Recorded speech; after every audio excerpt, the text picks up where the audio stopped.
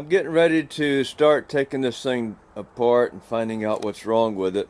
Last night when I did that other piece of video on my iPhone, I came over here and I took this pipe off of here that goes from the air cooler off the turbocharger over here to the intake, because I had so much blow-by and air coming out of the blow-by tube on the other side that was like under pressure almost, and it's a steady flow. That's one good thing. By it being a steady flow, that tells me it's not a piston that's broken, or at least I don't think it is, because that would be pulsating. A steady flow, a steady smooth flow of blow-by tells me that some kind of air pressure it's getting out, maybe under the valve cover on top of the head someplace. I really don't know. I was a car mechanic for a long time, went to school for that, worked in shops for years. Trucks, I'm learning that while I'm driving one, but I've been doing it 15 years. I just haven't really had to get inside the motor very much on this. So this is new for me. What I'm going to do today is take the air cleaner off up here, this bracket, and this water reservoir for the antifreeze, make myself some room to get the valve cover off. I've had the valve cover off before and done overhead on it and changed injectors and stuff like that, so we'll be going through that unless I find something that I can't even put this thing back together. If we get to that, then of course you're seeing the video, so more than likely we got it done. That's where I'm starting at right now. Now over here on this side, on the passenger side, got a drain pipe here on my antifreeze. I'm going to put some 5-gallon buckets there. This will take 3 5-gallon buckets full of antifreeze, but just to find out what's wrong, I'm only going to take about maybe 1.5 or so out. I just want to get the water level down below the head so I can get this valve cover off, and we'll get the water level down to that level, then I'll probably stop draining it out, because I might get lucky. Maybe I can fix something right on top of the head. I don't know what it might be. Broken camshaft, who knows? We'll find out when we get in there. I'm just taking off the stuff that's got to be done first, right over the top of this valve cover. And so this tank, I'll take it off on this side and just flip this tank over. You'll see when that's done. I'm taking this hose off over here so that I can flip the tank over. This hose I'm leaving on because it's on this side, and I may have to take something off after that. All these electrical connectors, this one is for the water level that's in there. I had to unplug the air conditioning wires over here. This is one of them here. I just threw it over on this side just to do the minimum of removing stuff that I can get away with for now. This bar here that's going across at an angle, it starts over on this side. We'll unbolt it over there, and we'll probably bend it up a little bit and just carry it over to this side. This water pipe here, we do have to take that off.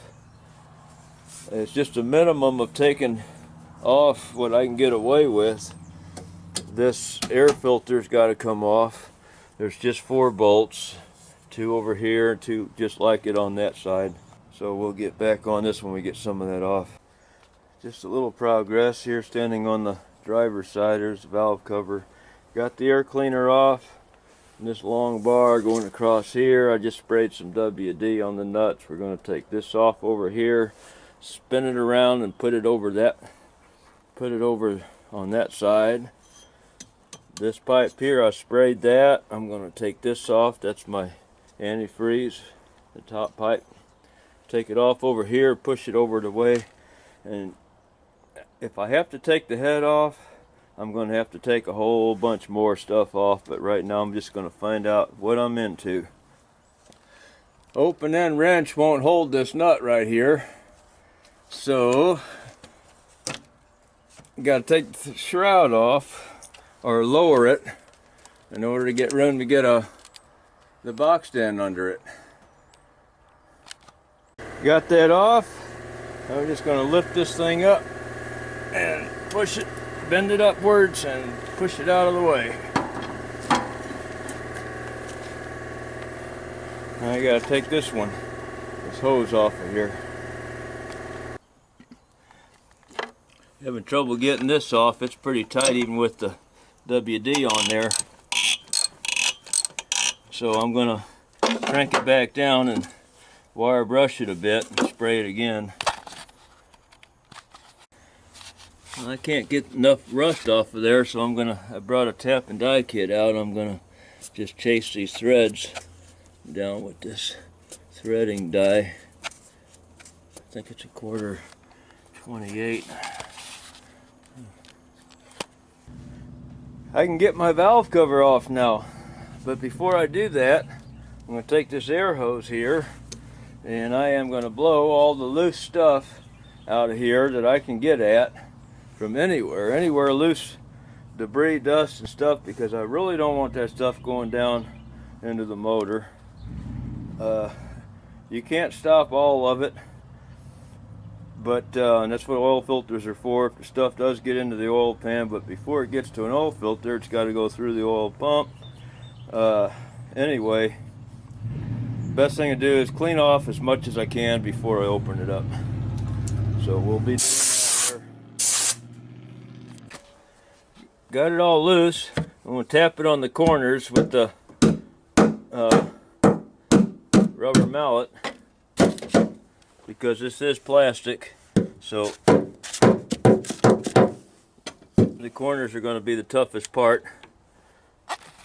And yeah, I can't hold the camera and do this too, so I just got to keep doing it like this a little at a time.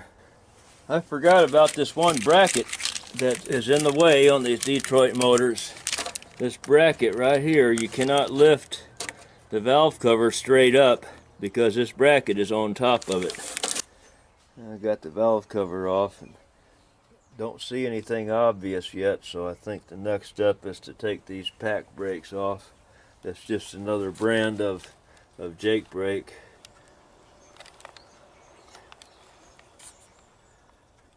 And first thing I gotta do, I just pulled this one off already.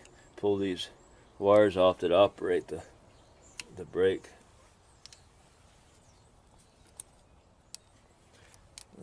Get those out of the way, and then it looks like I'm gonna need it's been a while since I've been in here.